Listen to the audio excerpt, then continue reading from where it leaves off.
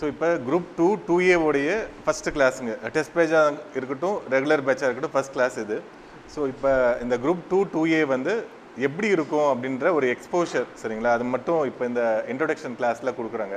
So இப்போ இந்த group 2A introduction கிளாஸுங்க இது, சரிங்களா? ஸோ நிறைய பேர் டெஸ்ட் பேஜ்க்கு வந்திருப்பீங்க, சிலர் வந்து ரெகுலர் பேட்ச்க்கு அப்படின்னு வந்திருப்பீங்க. நீங்கள் எல்லாருமே இந்த குரூப் 4 எழுதிருப்பீங்க இல்லைங்களா? இப்போ நடந்த குரூப் 4 எழுதிருப்பீங்க. குரூப் 4ல் 170 அண்ட் எபோவ் போட்டது எத்தனை பேருங்க? 170க்கு மேலே அது போட்டிருந்தா நான் ஏன் இங்கே வரேன் அப்படின்னு கேட்குறீங்க இல்லைங்களா? ஸோ ஓகே, 160 அண்ட் எபோங்க, 160 and above, 160, 150 and above. Okay, super. So என்னென்னா ஒரு 150 அண்ட் எபோவ் எடுத்திருக்கீங்க அப்படின்னா டெஸ்ட் பேட்ச் வந்து உங்களுக்கு ரியலி ரொம்ப யூஸ்ஃபுல்லாக இருக்கும். ரொம்ப யூஸ்ஃபுல்லான நீங்கள் இந்த ஹோல் சிலபஸையும் நம்மளால் கவர் பண்ண முடியும் த்ரூ டெஸ்ட்னால, சரிங்களா?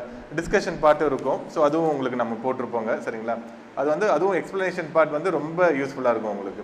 ஓகே, ஸோ இந்த குரூப் 2 பொறுத்த வரைக்கும் இப்போ சிலபஸ் வந்து சேஞ்ச் பண்ணியிருக்காங்க. ப்ரிலிமினரியில் அதே சிலபஸ் தான் இருக்குது, தெரியும் இல்லைங்களா? ப்ரிலிமினரி அதே சிலபஸ் தான். 10 ஜென்ரல் ஸ்டடீஸ் வந்து 10 சப்ஜெக்ட் இருக்கும்.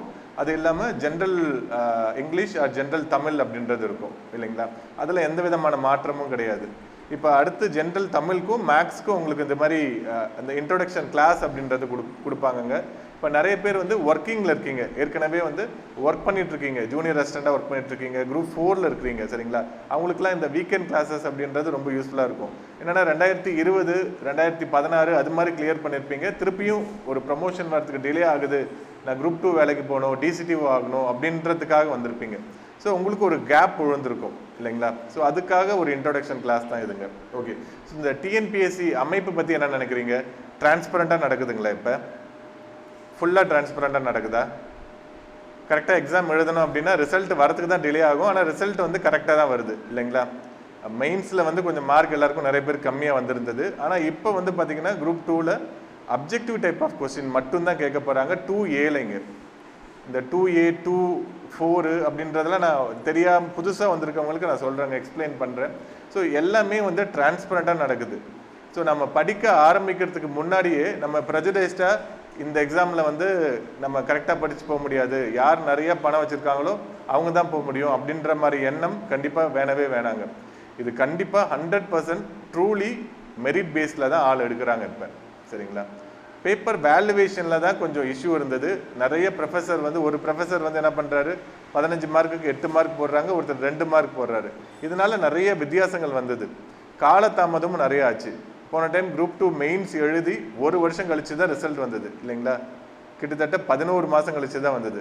ஸோ இந்த டைம் அப்படி பண்ணக்கூடாது அப்படின்றதுனால தான் டிஎன்பிசி வந்து என்ன பண்ணியிருக்காங்க, 2A-வை 2ஆக பிரித்து 2க்கு வந்து உங்களுக்கு வந்து டெஸ்கிரிப்டிவ் பேப்பரும் 2Aக்கு வந்து only objective type of question மட்டுமே வச்சுருக்காங்க.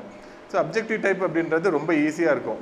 இப்போ கால்ஃபர் வந்து பார்த்திங்கன்னா இப்போ 28ஆம் தேதி வரப்போகுதுங்க, இன்னும் ஒரு 2 வீக்ஸில் வந்துடும். கரெக்டாக 90 நாள் தான் டைம் தந்துருக்குறாங்க இந்த டைம்.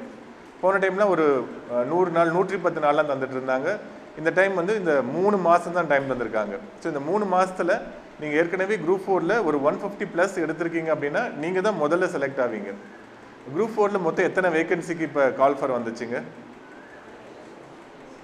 6200 சம்திங் இல்லைங்களா? இப்போ குரூப் 2Aல எவ்வளோ வேகன்சிக்கு வரப்போகுது? 2000 இப்போ சொல்லியிருக்காங்க. இந்த கவுண்ட் வந்து இன்க்ரீஸ் ஆகிட்டே இருக்கும். ஸோ மினிமம் நோட்டிஃபிகேஷன் வரப்பவே 2500லேருந்து 2700 வேகன்சிஸ் வரும் அப்படின்னு சொல்கிறாங்க. ஸோ எதனால் அப்படின்னா நிறைய டிபார்ட்மெண்ட்டில் இந்த எலெக்ஷன் கோட் ஆஃப் கான்டக்ட் இருந்தது. இந்த மார்ச் மாதம், ஏப்ரல், மே, ஜூன் மாதம் வரைக்குமே எலெக்ஷன் கோட் ஆஃப் கான்டக்ட் இருந்ததுனால எந்த டிபார்ட்மெண்ட்லையும் ப்ரமோஷன் தரக்கூடாது, அதே மாதிரி உங்களுக்கு டிரான்ஸ்ஃபரும் பண்ணக்கூடாது. எது நீங்கள் பண்ணுறதா இருந்தாலும் எலெக்ஷன் கமிஷனுடைய அப்ரூவல் வாங்கிட்டு தான் பண்ணணும் அப்படின்றது இருந்ததுனால எங்கேயுமே வந்து தராமவே இருந்தாங்க, ப்ரமோஷன் அப்படின்றது தராமவே இருந்தாங்க. ஸோ இப்போ வந்து இந்த எலெக்ஷன் கோட் ஆஃப் கான்டக்ட் முடிஞ்சதுனால உங்களுக்கு வந்து ப்ரமோஷன் அப்படின்றது கொடுக்கறதுனால வேகன்சிஸ் வந்து நிறைய கிரியேட் ஆகும். குரூப் 1 அப்படின்றது ஒரு டிஸ்ட்ரிக்ட் லெவல் போஸ்ட்டு கிட்டத்தட்ட, சரிங்களா? இப்போ டெப்டி கலெக்டராக போவாங்க. ஒரு டிஸ்ட்ரிக்ட்டுக்கு ஒரு 2லேருந்து 3 டெப்டி கலெக்டர் இருப்பாங்க. டிஎஸ்பியாக போனீங்க அப்படின்னா ஒரு டிஸ்ட்ரிக்டில் 2லேருந்து 3 ரேஞ்ச் இருக்கும், ஒரு ரேஞ்சுக்கு ஒரு டிஎஸ்பி இருப்பாங்க. அது வந்து கொஞ்சம் ஓரளவு எல்லாமே district level post. District employment officer அப்படின்னு இருக்கும், அப்புறம் ரூரல் டெவலப்மெண்ட்டில் அசிஸ்டன்ட் டைரக்டர் ரூரல் டெவலப்மெண்ட் அப்படின்னு இருக்கும். இதெல்லாம் வந்து ஒரு டிஸ்ட்ரிக்ட் லெவலில் இருக்கக்கூடிய போஸ்ட். டிஸ்ட்ரிக்ட் ரெஜிஸ்ட்ரார் அப்படின்னு இருக்கும். அதுக்கும் எக்ஸாம் இன்னும் 1 மாதத்தில் நடக்க போகுது. அதுக்கும் படிச்சுட்டு இருக்காங்க, நல்லா சின்சியரான எஃபோர்ட் போட்டுட்ருக்காங்க. குரூப் 2 அப்படின்றது பார்த்தீங்க அப்படின்னா உங்களுக்கு வந்து mostly group B group C cadre அப்படின்னு சொல்லுவாங்க. குரூப் பி அப்படின்றது இந்த கெஸ்டட் ஆஃபீஸர் க்ரீன் இங்கில் நீங்கள் சைன் போடலாம். இப்போ சப் ரெஜிஸ்டர் ஆகிட்டீங்க அப்படின்னா நீங்கள் க்ரீன் இங்கில் சைன் போடலாம். 4800 கிரேட் பே இருக்கும். இப்போ இருக்கிறதுல வந்து பார்த்தீங்கன்னா லெவல் 18 அப்படின்னு சொல்லுவாங்க கவர்மெண்ட்டில். அந்த போஸ்ட் நீங்கள் டைரெக்டாக போயிடலாம். Sub registrar, junior employment officer, special branch assistant, விஜிலன்ஸில் போகலாம். இது மாதிரி நல்ல நல்ல போஸ்ட் எல்லாமே குரூப் 2ல் இருக்குங்க. இப்போ குரூப் 2ல் புதுசாக முனிசிபல் கமிஷனரையும் சேர்த்துட்டாங்க. குரூப் 2வை பொறுத்த வரைக்கும் டாப் மோஸ்ட் போஸ்ட் அப்படின்னா முனிசிபல் கமிஷனர் தான். நீங்கள் குரூப் 1னா டெப்டி கலெக்டர் தான் முதல்ல போவாங்க. சில பசங்க டிஎஸ்பி எடுப்பாங்க. ஆனால் முனிசிபல் கமிஷனர் தான் எல்லாருமே இந்த குரூப் 2 பொறுத்த வரைக்கும் அவங்களுடைய எய்ம் என்னவாக இருக்கும் அப்படின்னா, நீங்கள் இப்போ படிக்க ஆரம்பிக்கிறப்பவே நான் முனிசிபல் கமிஷனர் ஆகணும் அப்படின்ற எய்மோடு தான் படிக்க ஆரம்பிப்பாங்க. ரொம்ப ப்ரெஸ்டீஜியஸ் போஸ்ட்டு. உங்களுக்கு வந்து கார் தருவாங்க. கவர்மெண்ட் டிபார்ட்மெண்ட்டில் குரூப் 2 லெவலில் கார் தரக்கூடிய ஒரே டிபார்ட்மெண்ட் முனிசிபல் அட்மினிஸ்ட்ரேஷன் டிபார்ட்மெண்ட் தான். ஒரு மொத்த நகரமே உங்கள் கண்ட்ரோலில் தான் இருக்கும். இப்போ ஊட்டி வந்து பார்த்தீங்கன்னா ஒரு டிஸ்ட்ரிக்ட். அதனுடைய நகராட்சியோட எல்லை பார்த்தீங்க அப்படின்னா ஒரு 30-40 ஸ்கொயர் கிலோமீட்டர் இருக்கும். சரிங்களா? அது ஃபுல்லுத்துக்கும் நிர்வாகம் வந்து இந்த முனிசிபல் கமிஷனர் தான் பண்ணுவாங்க. சரி, நான் எதுக்காக இந்த போஸ்ட்லாம் சொல்கிறேன் அப்படின்னா, ஸோ நம்ம எதுக்கு இங்கே வந்து உட்காந்துருக்குறோம் அப்படின்றது உங்களுக்கு உங்களுடைய ட்ரீமை நீங்கள் மெட்டீரியலைஸ் பண்ணிக்கணும். ஓகே, நான் வந்து முனிசிபல் கமிஷனர் ஆக போகிறேன், இல்லை நான் சப் ரெஜிஸ்டர் ஆகி பெரிய பணக்காரன் ஆக போகிறேன். ஸோ ஏதாவது ஒன்று பண்ணி நம்ம அடுத்த லெவலுக்கு போகணும். அதற்காக சொல்லக்கூடியதான் இது. சரிங்களா? ஸோ நீங்கள் வேலை வாங்குற வரைக்கும் எப்படி வேணா இருக்கும். வேலை வாங்கினதுக்கப்புறம் அறத்தோடு இருங்க. சரிங்களா? ஓகே, ஸோ நான் வந்து சப் ரெஜிஸ்டர் ஆகணும், இல்லை நான் ஜூனியர் எம்ப்ளாய்மெண்ட் ஆஃபீஸர் ஆவேன். குரூப் 2ல் இருக்கக்கூடிய ஒரு நல்ல போஸ்ட்டு. இந்த சமூகத்துக்கு இப்போ இந்த எக்ஸாம் படிக்க வர எல்லாருமே சொல்லக்கூடிய முதல் வார்த்தை எதுக்காக வந்தீங்க அப்படின்னா, நான் சொசைட்டிக்கு சர்வீஸ் பண்ண போகிறேன் அப்படின்னு சொல்லுவாங்க. ஒரு வெங்காயமும் யாரும் பண்ண மாட்டோம். சரிங்களா? மாத சம்பளம் நம்ம பேங்க்கில் விழும், அதை எடுத்து செலவு பண்ணுவோம். கொடுக்குற வேலையை மேலதிகாரியை திட்டிக்கிட்டே செய்வோம். ஸோ இதுதான் நம்ம எல்லாருமே பண்ணக்கூடிய வேலை. ஸோ ஜூனியர் எம்ப்ளாய்மெண்ட் ஆஃபீஸர் நீங்கள் ஆனீங்க அப்படின்னா கண்டிப்பாக இந்த சொசைட்டிக்கு உங்களால் கண்டிப்பாக நல்லது பண்ண முடியும். அன்எஜுகேட்டட் நிறைய பேர் இருப்பாங்க. உங்களுக்கு வந்து ஒரு எம்ப்ளாய்மெண்ட் கார்டு வாங்கி தர முடியும். ஒரு 10th மட்டும் முடிச்சிருக்காங்கன்னா அவங்களுக்கு உதவித்தொகை வாங்கி தர முடியும். ஒரு டிகிரி படிச்சிருக்காங்க அப்படின்னா அவங்களுக்கு இது மாதிரி ஒரு டிஎன்பிசி கிளாஸ் வச்சு அவங்கள நீங்கள் எஜுகேட் பண்ணி அவங்க அடுத்த லெவல் போகிறதுக்கு உங்களால் பண்ண முடியும். இதெல்லாம் ஜூனியர் எம்ப்ளாய்மெண்ட் ஆஃபீஸரில் ரொம்ப முக்கியமான பணிகள். ரொம்ப நல்லா பண்ணலாம். ஜாப் ஃபேர் நிறையா கண்டக்ட் பண்ணலாம். ப்ரைவேட் கம்பெனியில் அவங்கள கூப்பிட்டு வந்து ஜாப் ஃபேர் வச்சு உங்கள் ஊரில் இருக்கக்கூடிய இளைஞர்களுக்கு வேலை தரலாம். சரி, இப்போ எல்லாருக்குமே மிக முக்கியமான தேவை இந்த சமூகத்தில் வேலை தான், இல்லைங்களா? வேலை தான் வந்து எல்லாருக்குமே ஒரு ஃபியூவல். நம்ம வாழ்க்கை நடத்துவதற்கு கண்டிப்பாக வேலை தேவை. அது கவர்மெண்ட் போஸ்ட்டாக இருந்தால் ரொம்ப நல்லது. சரிங்களா? ஆனாலும் எல்லாருக்குமே கிடைக்காது. இப்போ இருக்கக்கூடிய காம்படிஷன் ஓப்பன் ஆயிடுச்சு. முன்னாடி க்ளோஸ்டாக இருக்கும். பெரிய காலேஜில் படித்தவங்க மட்டும்தான், சென்னையில் இருக்கிறவங்க மட்டும்தான், அதுவும் சென்னையில் அண்ணா நகரில் இருக்கிறவங்க மட்டும்தான், மதுரையில் கார்ப்பரேஷன் பார்க்கில் யாரெல்லாம் படிக்கிறாங்களோ அவங்க தான். இப்போ சேலம்லன்னா நம்ம டவுன் ரயில்வே ஸ்டேஷனில் படிக்கிறவங்க, லைப்ரரியில் படிக்கிறவங்க அப்படின்னு தான் இருந்தாங்க. அவங்க தான் இந்த எக்ஸாம் எழுதி பாஸ் பண்ணி போயிட்டு இருந்தாங்க. இப்போ அப்படிலாம் கிடையாதுங்க. நிறைய ஹவுஸ் ஒய்ஃப்ஸு, சரிங்களா, நிறைய பேர் எக்ஸாம் எழுதி பாஸ் பண்ணுறாங்க. ஏன்னா எல்லார் கையிலையும் மெட்டீரியல் இருக்குது. இப்போ உங்கள் ஃபோனில் இருக்கக்கூடிய மெட்டீரியலை வச்சு நீங்கள் யூபிஎஸ்சி எக்ஸாமில் ஐஏஎஸ்ஐ கூட பாஸ் பண்ணலாம். அந்த அளவுக்கு மெட்டீரியல் நம்ம எடுத்து வச்சுருக்கோம். ஆனால் படிக்கிறோமா அப்படின்னா கண்டிப்பாக படிக்கிறதே கிடையாது. சரி, இப்போ இருக்கக்கூடிய உலகம் உங்களை வந்து என்ன பண்ணும் அப்படின்னா வியாபிக்க வைக்கும். சரிங்களா? கவனத்தை சிதறடிக்க வைக்கும். ஆனால் இந்த எக்ஸாமை பொறுத்த வரைக்கும் பாஸ் பண்ணணும் அப்படின்னா உங்கள் கவனத்தை குவிக்கணும். ஸோ ஃபோக்கஸ் பண்ணி ஒரு டார்கெட்டை நோக்கி நம்ம ஓடணும். இப்போ யூடியூப்பில் நீங்கள் வீடியோ பார்ப்பீங்க. ஒரு வீடியோ பார்க்குறப்பவே அதை வேகமாக ஓட்டி பார்ப்பீங்க. சரிங்களா? சார், அவங்க ஏதாவது மொக்க கூட போட்டுட்ருப்பாங்க. அதில் ஏதாவது ஒரு விஷயம் நல்ல விஷயமா இருக்கும். அதை கேட்கணும் அப்படின்னா அந்த ஃபுல் வீடியோவை நீங்கள் பார்க்கணும். ஆனால் அதற்கான நேரம் நமக்கு இருக்காது. அதுக்கப்புறம் இன்னொரு மொக்க வீடியோ வந்துடும். அதுக்கப்புறம் இன்னொரு மொக்க வீடியோ, இல்லை ஒரு நல்ல வீடியோ கூட வந்துடும். ஸோ எது நல்லது எது கெட்டது அப்படின்றது தெரியாத அளவுக்கு தான் நம்ம வந்து இப்போ பண்ணிகிட்ருக்கோம். நம்ம கவன சிதறல் வந்து நிறைய இருந்துகிட்ருக்கு. இந்த பீரியடில் நம்மளுடைய ஃபோன் வந்து நம்மளை பயங்கரமாக டீவியேட் பண்ணிடுது. ஸோ ஃபோன் மட்டும் நம்ம கரெக்டாக ப்ராப்பராக யூஸ் பண்ணோம் அப்படின்னா கண்டிப்பாக அந்த எக்ஸாமில் பாஸ் பண்ணிடலாம். அதான் நீங்கள் பார்த்தீங்க அப்படின்னா நம்ம வாட்ஸ்அப்பில் இல்லாத கொஸ்டின் பேப்பரே இல்லை. டாப் மோஸ்ட் இன்ஸ்டிடியூட் எல்லாத்தோட கொஸ்டின் பேப்பரும் நம்மளுடைய ஃபோனில் இருக்குது.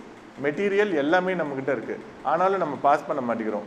தமிழில் 85 தான் போடுறோம் இன்னமும் கூட. ஸோ 100 மார்க் இருக்குது அப்படின்னா இன்னும் கூட நம்மளால் 85 தான் போட முடியுது. எதனால்? அதை நல்லா நீங்கள் யோசிச்சு பாருங்கள். என்னென்னா எதையுமே நம்ம ப்ராப்பராக ஃபாலோ பண்ணுறது கிடையாதுங்க. இதுதான் ஷெட்யூல், இதை நான் ஃபாலோ பண்ணுறேன் அப்படின்றது எதுவுமே கிடையாது. மினிட்ஸ் தான், சரிங்களா? ரொம்ப நேரம் எடுத்துக்க மாட்டேன். உங்களோட நேரமும் ரொம்ப முக்கியம். இது இப்போ ஃப்ரெஷராக எத்தனை பேர் வந்திருக்கீங்க? இப்போ தான் ஃபர்ஸ்ட் டைம் நான் டிஎன்பிசிக்கே படிக்க வரேன் அப்படின்றவங்க ஹேண்ட் ரைஸ் பண்ணுங்க. ஓகேங்கப்பா, ஓகே. ஸோ நாளையிலேருந்து கிளாஸ் ஆரம்பிக்குங்க. டெஸ்ட் பேட்சுக்கான ஒரு இன்ட்ரோடக்ஷன். இப்போ இந்த இன்ட்ரோடக்ஷன் முடிஞ்சதுக்கப்புறம் டெஸ்ட் பேட்சுக்கு கொஸ்டின் பேப்பர் டிஸ்ட்ரிபியூட் பண்ணுவோம், சரிங்களா? ஸோ அந்த கொஸ்டின் நீங்கள் சால்வ் பண்ண ஆரம்பிங்க. வாரம் இது மாதிரி நடக்கும். ஷெடியூலும் உங்களுக்கு கையில் தந்துடுவோம். ஓகே. ஸோ நம்மளுடைய அந்த கம்யூனிகேஷன் எரால நம்மளை டீவியேட் பண்ணுறதுக்கான காரணங்கள் நிறையா இருக்குது. அதை நோக்கி நம்ம ஈர்க்கப்படுறதுக்கும் நிறைய வாய்ப்புகள் இருக்குது. எப்பயுமே நம்ம மூளை வந்து ரொம்ப ஈஸியான விஷயத்தை தான் பண்ண பார்க்கும், சரிங்களா? படிக்கிறத விட யூடியூப் வீடியோ பார்க்குறது ஈஸி அப்படின்ட்டு என்ன பண்ணுவோம், படிக்காமல் நம்ம யூடியூப் வீடியோ பார்ப்போம். அந்த யூடியூப் வீடியோவில் வந்து என்ன ஆகும், அடுத்த சஜஷனில் கமலோடைய அடுத்த படம் அப்படின்னு ஒன்று வந்திருக்கும். அதை விடவே இது ரொம்ப அட்ராக்ட் ஆகும். ரொம்ப ஈஸியாக கஷ்டப்பட்டு அதை புரிஞ்சுக்கணும் அப்படின்ற அவசியம் இல்லை. ஒரு என்டர்டெயின்மெண்ட்டுக்கு போயிடுவோம், சரிங்களா? ஸோ அடுத்து கமலஹாசன் மூவி பார்ப்போம், அடுத்து ரஜினிகாந்த் மூவி பார்ப்போம். ஸோ இது மாதிரி நம்ம டீவியேட் ஆகிறதுக்கு நிறைய வாய்ப்புகள் இப்போ இருக்கிற யுகத்தில் இருக்குங்க. ஸோ அதனால் நம்ம மோனோசென்ட்ரிக்காக இதுதான் நம்மளுடைய நோக்கம், இதை நோக்கி தான் நான் ஓட போகிறேன் அப்படின்னு இருக்கிறவங்க கண்டிப்பாக இந்த எக்ஸாமில் பாஸ் பண்ணுவாங்க. டிஎன்பிசி எக்ஸாமை பொறுத்த வரைக்கும் உங்களுக்கு உங்களுடைய அறிவெல்லாம் பெருசாக சோதிக்காது, உங்களுடைய பொறுமையை தான் சோதிக்கும். ஆனால் இப்போ வந்து என்ன பண்ணுறாங்க, ஷார்ட்டாகவே உங்களுக்கு எக்ஸாம் வைக்கிறாங்க, ரிசல்ட் போடுறாங்க, எல்லா ப்ராசஸும் அவங்க குயிக்காக அப்டேட் ஆகிட்டாங்க. நம்ம தான் இன்னும் அப்டேட் ஆகாமல் இன்னும் 90s பண்ணிட்டு இருந்த மாதிரியே ஸ்கூல் புக்கு மட்டும் படிச்சுட்டு போயிட்டு இருக்கோம். அதனால தான் நம்ம ஃபெயில் ஆகுறாங்க, சரிங்களா? ஓகே. இந்த குரூப் 2ல் இந்த முக்கியமான போஸ்ட்லாம் இருக்குது. 2A பார்த்தீங்கன்னா ரெவென்யூ இன்ஸ்பெக்டர், அப்புறம் ரூரல் டெவலப்மெண்ட்டில் வந்து உங்களுக்கு வந்து ரூரல் டெவலப்மெண்ட் அசிஸ்டன்ட் போஸ்ட் இருக்கும். அதனுடைய அடுத்த ப்ரமோஷன் டெப்டி பிடிஓ ஆகிடுவீங்க நீங்கள், அடுத்த ப்ரமோஷன் பிடிஓ ஆகிடுவீங்க. இது இல்லாமல் எல்லா டிபார்ட்மெண்ட்லேயும் ரெஜிஸ்ட்ரேஷன் ஆகட்டும், டிரான்ஸ்போர்ட் டிபார்ட்மெண்ட் ஆகட்டும், லேபர் டிபார்ட்மெண்ட் ஆகட்டும், இது மாதிரி எல்லா டிபார்ட்மெண்ட்லேயும் அசிஸ்டன்ட் கேடரில், அசிஸ்டன்ட் அப்படின்னா உங்களுக்கு கேட்கறதுக்கு ஆடாக இருக்கும், என்னடா அசிஸ்டன்ட் போஸ்ட்டுக்கு நம்ம போகிறோமா அப்படின்ட்டு. நீங்கள் அசிஸ்டன்ட் சொல்ல விருப்பப்படல அப்படின்னா ஜூனியர் சூப்பர்டென்ட் அப்படின்னு சொல்லிக்கோங்க. இன்ஃபேக்ட் அதுதான் ஜூனியர் சூப்பர்டென்ட் தான் அசிஸ்டன்ட் அப்படின்னு நம்ம சொல்லுவோம். அடுத்த ப்ரமோஷன் வந்து சூப்பர்டென்ட் போஸ்ட்டுக்கு போயிடுவீங்க. யாராவது கேட்குறாங்க எங்கே ஒர்க் பண்ணுறீங்க அப்படின்னா தமிழ்நாடு கவர்மெண்ட்டில் ஒர்க் பண்ணுறேன். என்னவா ஒர்க் பண்ணுறேன்னா அசிஸ்டண்ட்டாக இருக்கிறேன்னா ஏதோ பியூனாக இருக்கார் போல அப்படின்னு நினச்சிப்பாங்க. சீரியஸாக இது வெளியில் இருக்கிறவங்களுக்கு ஒன்றும் தெரியாது. இவங்களும் இது மாதிரி அசிஸ்டன்ட் அப்படின்ற கேடர்லேயே வச்சுருக்காங்க. நம்ம செய்யக்கூடிய வேலை வந்து பார்த்திங்கன்னா ஓரளவு என்னென்னா அதனால் ஒரு 10-20 பேருக்கு நல்லது மாதிரியான ஒரு வேலை தான் நம்ம செஞ்சிட்ருப்போம். இப்போ ரெஜிஸ்ட்ரேஷன் டிபார்ட்மெண்ட்டில் நீங்கள் அசிஸ்டண்டாக இருக்கீங்கன்னா ஒரு நாளைக்கு ஒரு 110 டோக்கன் போட்டு 110 பேர் வந்து அவங்களுடைய கனவை நிறைவேற்றுவாங்க. நிலம் வாங்கணும், ஒரு வீடு வாங்கணும் அப்படின்றத. அதுக்கு நீங்கள் இருந்தால் தான் பண்ண முடியும். ஸோ அவ்வளோ முக்கியமான வேலை. ஐடியில் இருக்கிறவங்க ஏதாவது ஒரு பேங்க்குக்கு ஏதாவது கோடு எழுதிட்டு இருப்பாங்க, இல்லைன்னா ஏதாவது ஒரு மளிகை கடைக்கு ஜேசி பென்னின்னு ஒரு மளிகை கடை இருக்கும், அதுக்கு இவங்க வந்து கோடு எழுதிட்டு இருப்பாங்க. யாருக்கு அப்படின்றது தெரியாது. ஆனால் நீங்கள் செய்யக்கூடிய ஒரு உதவியும் ஒரு ரெவென்யூ இன்ஸ்பெக்டர் ஆகி நீங்கள் தரக்கூடிய ஒரு சர்டிஃபிகேட், இப்போ டிஸ்ட்ரிபியூட்டட் வீடோ அப்படின்னு இருக்குன்னு வச்சுக்கோங்களேன், அவங்களுக்கு உங்களால் தான் சர்டிஃபிகேட் தர முடியும். இன்ஃபேக்ட் ஆர்டிஓ தரணும், நீங்கள் ரெக்கமெண்ட் பண்ணால் தான் அங்கே மேலேருந்து தருவாங்க. நீங்கள் தரக்கூடிய ஒரு சர்டிஃபிகேட்டு அவங்களுக்கு ஒரு வேலை தரும். அந்த வேலை அவங்க குடும்பத்துக்கே ஒரு பெரிய என்னன்னா ஒரு மன தைரியம் தரும். இப்போ நம்மக்கிட்ட படித்தவங்க ஒரு சிலர் இருக்காங்க, அவங்களாம் வந்து 35 வயசு, டிஸ்ட்ரிபியூட்டட் வீடோ, எதுவுமே வழி இல்லை. அவங்க வீட்லேயும் அவங்க அப்பா அம்மாவும் பார்த்துக்க மாட்டேங்கிறாங்க, மாமனார் மாமியாரும் பார்த்துக்க மாட்டேங்கிறாங்க. ஏதாவது நான் அடுத்து பண்ணணும் அப்படின்னு இருக்கிறவங்க வந்து படித்து கட் ஆஃப் இன்ஃபேக்ட் ரொம்ப கம்மியாக இருக்கும் அவங்களுக்கு, சரிங்களா? 120, 130 அப்படி போட்டாவே வரும். ஜென்ரல் எல்லாம் 150 அண்ட் எபோவ் போட்டிருந்தா தான் குரூப் 2ல் கிடச்சிதுங்க. ஸோ அவங்களுக்கு கிடைச்சதுனால என்ன ஆயிடுச்சு, ஒரு பெரிய வாய்ப்பு. ஸோ அவங்க வந்து அவங்களுடைய 25 வருஷம் அடுத்த வாழ்க்கை, சரிங்களா? கவர்மெண்ட் சம்பளம் தரும், யாரை டிபெண்ட் பண்ணி இருக்கணும்னு அவசியம் கிடையாது.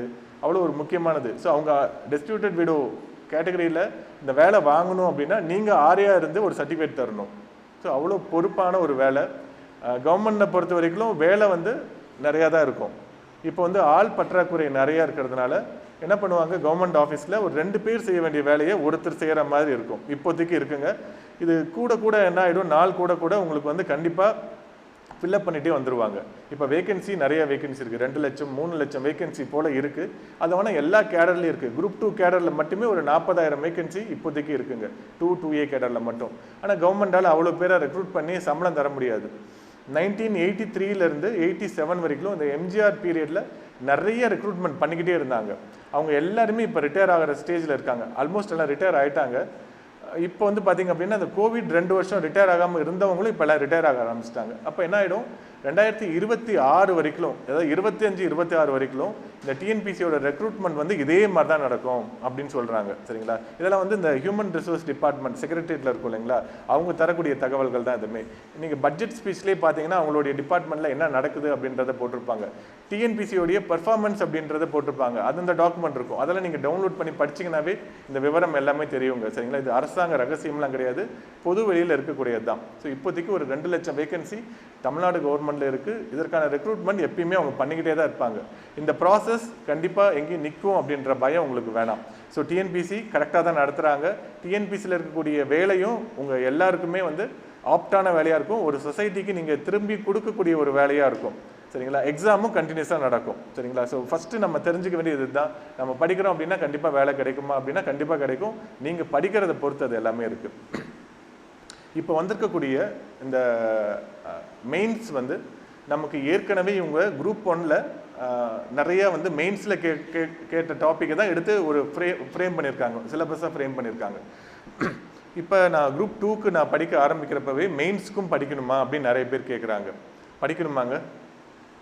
ஸோ இப்போ நீங்கள் குரூப் 2க்கு நீங்கள் படிக்க ஆரம்பிக்க போகிறீங்க. நீங்கள் குரூப் 4ல் ஓரளவு நல்லாவே பண்ணியிருக்கீங்க.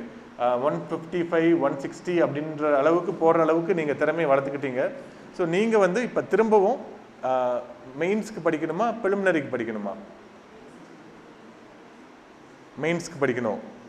இதான் ப்ரிலிமினரிக்கு தான் நான் நல்லா படிச்சிட்டேன் இல்லைங்களா? எனிவே இப்போ ஒரு 3000 வேகன்சி வந்தாலும் 1:10 ரேஷியோவில் எடுப்பாங்க. 30,000 பேர் எடுப்பாங்க. ஸோ 30,000 பேரில் உங்களால் ஈஸியாக வந்துட முடியும். ஒரு 155 போட்டிருக்கீங்க அப்படின்னா வருவதற்கான வாய்ப்புகள் நிறையா இருக்குது. அப்போ நான் இப்போ இருந்தே மெயின்ஸ்க்கு படிக்க ஆரம்பிக்கிறதா, மெயின்ஸ் டெஸ்ட் பேட்ச் சேர்றதா அப்படின்றத கேட்பீங்க. சேரலாமுங்களா? ஃப்ரெஷராக வந்துருக்கவங்களுக்கு ரொம்ப ஆடாக இருக்குங்க. சரிங்களா? நம்ம பேசுறது எதுவுமே உங்களால் புரிஞ்சிக்க முடியாது. நான் உங்களுக்கும் வரேங்க. ஓகே. ஸோ இப்போ மெயின்ஸ்க்கு படிக்கணுமா ப்ரிலிமினரிக்கு படிக்கணுமா அப்படின்னா ஃபஸ்ட்டு ப்ரிலிமினரிக்கு படிங்க. அதுதான் மிக முக்கியம். ப்ரிலிமினரியில் இருக்கக்கூடியது ஒரு 50-60% நமக்கு மெயினில் வந்துடுதுங்க. இந்தியன் பாலிட்டி வந்துடுது. இப்போ மெயின்ஸ் வந்து பார்த்தீங்கன்னா டெஸ்கிரிப்டிவும் இருக்குது, அதே மாதிரி அப்ஜெக்டிவும் இருக்குது. நான் முன்னாடி சொன்ன இந்த முனிசிபல் கமிஷனருக்கு, செக்ரட்டரியேட்டில் ஏஎஸ்ஓ போஸ்ட்டுக்கு, அதுக்கப்புறம் வந்து பார்த்தீங்கன்னா கமர்ஷியல் டேக்ஸில் உங்களுக்கு வந்து டிசிடிஓ அப்படின்னு சொல்லுவாங்க, இப்போ டிஎஸ்டிஓ அப்படின்னு மாற்றிட்டாங்க. இதுக்கெல்லாம் வந்து பார்த்தீங்கன்னா 2ல் போயிடுவீங்க. அதுக்கு வந்து டெஸ்கிரிப்டிவ் பேப்பர் இருக்கும். 300 மார்க்குக்கு நீங்கள் எழுதுகிற மாதிரியான பரீட்சை தான் நடக்கும். நீங்கள் ஃபுல்லாக உட்காந்து எழுதணும். இப்போ குரூப் 2 கடைசியாக எப்படி எழுதுனீங்களோ அதே மாதிரி 300 மார்க்ஸ் இருக்கும். அது நீங்கள் எழுதுகிற மாதிரி இருக்கும். கொஷினுடைய பேட்டர்ன் வேணால் மாற்றுவாங்க. முன்னாடி 6 மார்க் இருந்தது, 12 மார்க் இருந்தது, 15 மார்க் இருந்தது இல்லைங்களா? அதை ஏதாவது மாற்றினாலும் மாற்றுவாங்க. ஏன்னா இவங்க எல்லாமே 30 மார்க் 40 மார்க் அப்படின்னு ரவுண்ட் ஆஃப் பண்ணி தந்ததுனால அதை மாற்றுறதுக்கு நிறைய வாய்ப்புகள் இருக்குது. மெயின்ஸு 2Aல பொறுத்த வரைக்கும் அதே சிலபஸை கொஞ்சம் கம்மியாக போட்டிருக்காங்க. அது வந்து இந்தியா அண்ட் தமிழ்நாடு ஃபோக்கஸ்டாக இருக்கும். நம்மளுடைய 2A வந்து தமிழ்நாடு ஃபோக்கஸ்டாக தான் இருக்கும். Tamil Nadu administration, Tamil Nadu socio economic issues, Tamil Nadu geography, so Tamil Nadu history, இதை தான் வந்து ஃபோக்கஸ்டாக இருக்கும். சிலபஸில் ரெண்டுமே பார்த்தீங்க மேலோட்டமாக பார்த்தீங்கன்னா ஒரே மாதிரி தான் இருக்கும். ஆனால் 2Aல தமிழ்நாடு ரிலேட்டடாக நிறைய கொஷின் வரும். இப்போ இருக்கக்கூடிய கொஷின் பேப்பர் எல்லாத்துலேயுமே யூனிட் 8, யூனிட் 9லேருந்து நிறைய கேள்வி கேட்குறாங்க. யூனிட் 8 வந்து என்னதுங்க? தமிழ்நாடு பண்பாடு இல்லைங்களா? ஸோ தமிழ்நாடுடைய ஹிஸ்ட்ரி கொஞ்சம் இருக்கும், பண்பாடு இருக்கும், நிறையா திருக்குறள் இருக்கும். யூனிட் 9ல் தமிழ்நாடுடைய அட்மினிஸ்ட்ரேஷன் ஃபுல்லுமே இருக்கும், ஜியாகிரஃபி இருக்கும், தமிழ்நாடுடைய எக்கானமி இருக்கும். ஸோ இது மாதிரி தமிழ்நாடுடைய இ கவர்னன்ஸ் இருக்கும். இது மாதிரி தமிழ்நாடு ரிலேட்டடாக இருக்கிறத எல்லாத்தையுமே கேட்குறாங்க. தமிழ்நாடு ஸ்கீம்ஸ் இருக்கும், நிறைய நம்ம சீஃப் மினிஸ்டர் பீரியடில் என்னென்ன ஸ்கீம் கொண்டு வந்தாங்க. ஸோ அது மாதிரி தான் இப்போ பொதுவாக எல்லாத்துலேயுமே கேட்டுகிட்டே இருக்காங்க. ஸோ அதுதான் வந்து ரொம்ப ஃபோக்கஸ்டாக அவங்க கேட்குறாங்க. ஸோ தமிழ்நாடு நிறைய கேட்கறதுனால குரூப் 2 மெயின்ஸ்க்கு நீங்கள் 2A மெயின்ஸ்க்கு படிக்கிறப்ப தமிழ்நாடு ரிலேட்டடாக நிறைய படிக்க ஆரம்பிக்கணும். சார் அதுக்கெல்லாம் மெட்டீரியல் இருக்குது அப்படின்னா தமிழ்நாட்டிலே இப்போ இல்லை. இனிமேல் தான் எல்லா இன்ஸ்டியூட்காரங்களும் உட்காந்து அடிக்க ஆரம்பிப்பாங்க. இனிமேல் தான் ரெடி பண்ண ஆரம்பிப்பாங்க. ஸோ இல்லை நான் இப்போவே ஆரம்பிக்கிறேன் மெயின்ஸ்க்கு அப்படின்ட்டு நீங்கள் அந்த மெட்டீரியல்லாம் ரெடி பண்ணிட்டு இருக்காதீங்க. யாராவது ரெடி பண்ணி தருவாங்க, அதை நம்ம படிச்சிடலாம். ஸோ மோஸ்ட்லி எல்லாருமே பண்ணுற தப்பு, நான் எழுதுகிற ஆன்சரு தமிழ்நாட்டில் யூனிக்காக இருக்கணும் அப்படின்ட்டு அந்த ஆன்சரை நீங்கள் எழுதுவீங்க. நிறைய பேர் இப்போ நம்மக்கிட்ட போன டைம் குரூப் 2 வந்து மெயின்ஸ் படித்தவங்க கூட நிறைய பேர் பண்ண தப்பு இதுதாங்க. டெஸ்ட் 1, 2 அப்படிலாம் வச்சுருப்போம். Socio economic issues, Tamil Nadu administration, அதெல்லாம் ரொம்ப நல்லா பண்ணக்கூடியவங்க, ரொம்ப பொட்டென்ஷியல் இருக்கக்கூடியவங்க என்ன பண்ணுவாங்க, நான் என்னோட ஆன்சர் வந்து பெஸ்ட்டாக இருக்கணும் அப்படின்ட்டு உட்காந்து அந்த ஆன்சரை வந்து 10 நாள் எடுத்து அதை ப்ரிப்பேர் பண்ணி இங்கே வந்து டெஸ்ட் எழுதுவாங்க. இன்ஃபேக்ட் மொக்கையாக தான் எழுதுவாங்க, சரிங்களா? அதாவது என்னன்னா அந்த 3 மணி நேரத்தில் அவங்களால எழுத முடியாது. அவங்க நல்லா ப்ரிப்பேர் பண்ணியிருந்தாலும் இனிஷியல் பீரியடில் அவங்களுக்கு அந்த 300 மார்க் கம்ப்ளீட் பண்ண முடியாது. ஸோ அதனால் அவங்க தடுமாறுவாங்க. அதனால் என்ன ஆகிடும், டிமோட்டிவேட் ஆகிடுவாங்க. ஐயோ நம்ம நல்லா தமிழ்நாட்டிலே நம்பர் 1 ஆன்சர் எடுக்கணுன்ட்டு ஒரு ஆன்சரை நம்ம ஃபுல்லாக ரெடி பண்ணி உட்காந்து எழுதுகிறோம். ஆனால் நம்மளது நல்ல மார்க் வரலேன்ட்டு டிமோட்டிவேட் ஆகிடுவாங்க. இந்த எக்ஸாமில் நீங்கள் ஓடுறப்ப நிறைய சமயத்தில் டிமோட்டிவேட் ஆகிடுவீங்க. அதுவும் டிஎன்பிசி மாதிரியான ஒரு எக்ஸாமு உங்களை கண்டிப்பாக டிமோட்டிவேட் பண்ணிக்கிட்டே இருக்கும். எக்ஸாம் அப்படின்னு எக்ஸாமுடைய பேட்டர்னு, நம்மளை சுற்றி இருக்கக்கூடிய ஃப்ரெண்ட்ஸு, சரிங்களா, எல்லாருமே. எனக்கு தெரிஞ்ச ஒரு பொண்ணு அவங்க ஜூனியர் கோஆப்ரேட்டிவ் ஆடிட்டர் எடுத்துட்டாங்க. கூட இருந்தவங்களாம் சொல்லிட்டு இருக்காங்க, இது சும்மா டெம்பரவரியாக இப்போ தான் கொடுத்துருக்காங்க, உங்களுக்கு ஆர்டர் வந்து டிபார்ட்மெண்ட்லேருந்து வந்தால் தான் வேலை உறுதி, அது வரைக்கும் உறுதி இல்லை. நம்மளை சுற்றி இருக்கக்கூடியவங்க எல்லாருமே இந்த ஒரு நெகட்டிவ் இம்பேக்டை நமக்கு ஏற்படுத்திகிட்டே இருப்பாங்க. இது இந்த எக்ஸாமை பொறுத்த வரைக்கும் கண்டிப்பாக இருக்க தாங்க செய்யும். ஒரு கொஸ்டின் பேப்பரை கூட நம்ம கண்ணில் காமிக்க மாட்டாங்க. நாங்களாம் எழுதுகிறப்ப, நான் 2011-12 எழுதுகிறப்ப மெயின்ஸ்க்கெலாம் வந்து இப்போ மெட்டீரியல் பெருசாக இல்லை, மெட்டீரியல் எடுப்பாங்க, அந்த நோட்டை கூட நம்ம கண்ணில் காமிக்க மாட்டாங்க. கரண்ட் அஃபேர்ஸ் வந்து டெய்லியும் போட்டு எழுதுவாங்க. இப்போ அப்படி கிடையாது. இப்போ எல்லாருக்குமே எல்லாமே கிடைச்சிருச்சு. ஆனால் இன்னமும் கூட அந்த நெகட்டிவ் இம்பேக்ட் அப்படின்றது, உங்களை சுற்றி இருக்கிறவங்க நெகட்டிவ் வைப்ரேஷன் அப்படின்றது இருந்துக்கிட்டே தாங்க இருக்கும். எல்லாருக்குமே ஒரு போட்டி இருக்கும். ஐயோ என்னோட கேட்டகரியில் தான் அவர் வராரு, அவர் போகிறதுக்கு முன்னாடி நான் போகணும், அப்போ நான் படிச்சது அவர் படிக்கக்கூடாது. ஸோ இது மாதிரியான எண்ணங்கள் வந்துக்கிட்டே இருக்கும். ஸோ என்னன்னா, இப்போ இனிஷியலாக அவங்க மெயின்ஸ்க்கு படிக்கிறப்ப ரொம்ப பெஸ்ட்டாக எழுதணும் அப்படின்னு இருப்பாங்க. ஆனால் அவங்களால எழுத முடியாது. ஆனால் ஒரு சிலர் என்ன பண்ணுவாங்க, கிளாஸில் என்ன கொடுக்குறோமோ அதை மட்டும் ஃபாலோ பண்ணிகிட்டே வருவாங்க. ஸோ அவங்க வந்து ஈஸியாக பாஸ் பண்ணிவிடுவாங்க. நம்ம ஒரு நோட்ஸை நான் ரெடி பண்ணி நான் படிக்க போகிறேன் அப்படின்றவங்க ஈஸியாக இதுலேருந்து வெளியே போகிறதுக்கு நிறைய வாய்ப்பு இருக்குது. நான் ரொம்ப பெஸ்ட்டாக கொடுக்கணும் அப்படின்றவங்க அதுக்கான நேரத்தை கொடுக்கணும், அந்த நேரம் அவங்களுக்கு அமையணும். நிறைய பேருக்கு என்ன ஆகிடும், ஒரு 2 மாதம் நல்லா படிப்பாங்க, அதுக்கப்புறம் என்ன ஆகிடும், அவங்க வீட்டில் ஏதாவது பர்சனல் இஷ்யூ வந்துடும், இல்லைன்னா பண தேவைகள் ஏதாவது வந்துடும், அடுத்து வேலைக்கு போகிற கட்டாயத்துக்கு ஆளாயிடுவாங்க. ஸோ கண்டினியூவாக கொண்டு போக முடியாது. ஸோ கன்சிஸ்டன்சி மட்டும்தான் இந்த எக்ஸாமில் உங்களை பாஸ் பண்ண வைக்குங்க, வேறு எதுவுமே உங்களை பாஸ் பண்ணவே வைக்காது. டெய்லி நான் ஒரு 3 மணி நேரம் படிக்கிறேன், டெய்லி ஒரு 4 மணி நேரம் படிக்கிறேன்னா கண்டிப்பாக நீங்கள் எலிஜிபிள். பெரிய அறிவாக இருக்கணும் அப்படின்ற அவசியம் இந்த எக்ஸாமுக்கு கிடையவே கிடையாதுங்க. ரொம்ப புத்திசாலிங்க இந்த எக்ஸாம்லேருந்து ஈஸியாக வெளியே போயிடுவாங்க. ஒரே ஒரு தோல்வி அவங்கள வெளியே அனுப்பிடும். நம்ம ஆளுங்க வந்து ஓகே நான் சுமாராக தான் படிப்பேன் அப்படின்னு இருக்கவங்க தான் சஸ்டெயின் ஆவாங்க இங்கே. ஸோ கவர்மெண்ட் ஆஃபீஸ், பல ஆஃபீஸில் பார்க்குறோம் இல்லைங்களா, ரொம்ப ரொம்ப புத்திசாலியாக இருக்கிறவங்களாம் வந்து இங்கே வர்றதெல்லாம் கிடையாதுங்க. ஏதாவது ஐடி கம்பெனிக்கோ இல்லை மேலே படிச்சிட்டோ இல்லை ஏதாவது காலேஜில் லெக்சரராகவோ போயிடுறாங்க. ஸோ இதில் வந்து யார் இருக்கிறாங்க அப்படின்னா, நீடித்து இருக்கணும். ஒரு அண்ணா யூனிவர்சிட்டி டாப்பர் வந்து இதில் ஃபஸ்ட் டைம் எழுதுறாரு குரூப் 1 மெயின்ஸு. இப்போ எனக்கு தெரிஞ்ச ஒருத்தர் எழுதினாருங்க. ஃபஸ்ட் டைம் வரல அப்படின்னோடனே அவருக்கு சாய்ஸஸ் நிறையா இருக்கும். ஓகே இதை விட்டு நான் அடுத்ததுக்கு போயிடுறேன், ஏன்னா அவருக்கு ஐடியில் வேலை கிடைக்கும், இல்லை அவர் மெக்கானிக்கல் படிச்சிருந்தாங்கன்னா மெக்கானிக்கல் கம்பெனியில் வேலை கிடைக்கும். அதனால் அவங்கள ஈஸியாக அடுத்த லெவல் போயிடுவாங்க, தோல்வியை தாங்க மாட்டாங்க. ஸோ நம்ம இருக்கிறோம் இல்லைங்களா, நம்ம இந்த ஆவரேஜாக இருக்கிறவங்க அவங்க தான் இல்லை நம்ம இதை எப்படியாவது பிடிச்சிடணும்னு சஸ்டெயின் ஆகி இதுலேயே நம்ம கண்டினியூ பண்ணுவாங்க. ஸோ அப்படி நீங்கள் கண்டினியூ பண்ணாவே போதும், இந்த எக்ஸாமில் பாஸ் பண்ணிடலாம். ஸோ இருக்கக்கூடிய நாட்கள் வந்து ரொம்ப கம்மியாக தான் இருக்குது, 104 நாள் தான் இருக்குது இப்போ இருந்து, சரிங்களா. ஸோ இப்போ டெஸ்ட் பேட்ச் அப்படின்றது உங்களுக்கு வந்து ரொம்ப க்ரூஷியலாக இருக்கும். ஒரு வாரத்தில் 2 டெஸ்ட்டு அப்படின்றது ரொம்ப சிரமமாக இருக்கும். இப்போ இனிஷியலாக எப்படி பிளான் பண்ணியிருக்கோம் அப்படின்னா, உங்களுக்கு ஒரு டெஸ்ட் வந்து சண்டே மார்னிங் 1, சண்டே ஆஃப்டர்நூன் 1 அப்படின்னு தான் பிளான் பண்ணியிருக்குங்க. நிறைய பேர் ஒர்க்கிங் பீப்புள் இருக்கீங்க, அதுவும் இல்லாமல் நமக்கு கண்டினியூஸாக படிக்கிறது தான் ரொம்ப முக்கியம்.